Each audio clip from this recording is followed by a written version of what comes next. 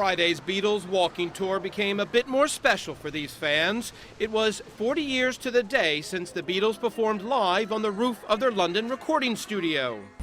Got a bit of a surprise for you today. Guess where we're going today? On the roof at 3 Savile Row. The building is undergoing a massive renovation, and though hopes for a bootleg Beatles rooftop concert were squashed, It's the first time actually on a tour we've been up. the current owners were happy to let people walk all the way to the top Here we go. Right. Here we go. and out on the very This roof is it. where John, Paul, George, Ringo, and the late Billy Preston performed unannounced on January 30th, 1969. The Beatles only played for 42 minutes, so say the aficionados, but it was music history. It was the last place the group performed live.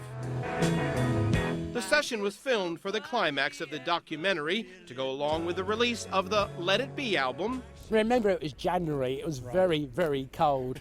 And it must have been very windy. Leslie Palfreman of Texas was born 19 years after the performance.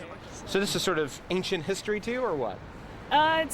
It's family history because my dad was a huge Beatles fan. Okay. What would he say if he knew you were up here? He would be incredibly jealous, and I'm really excited to be able to tell him that.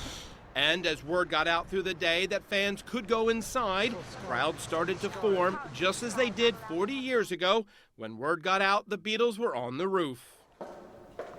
There is little in the building that bears witness to 40 years ago.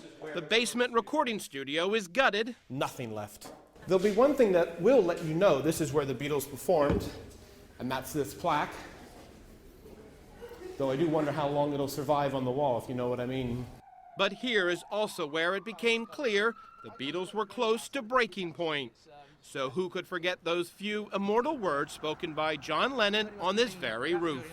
I'd like to say thank you on behalf of the group and ourselves, and I hope we pass the audition. Jim Bolden, CNN, London.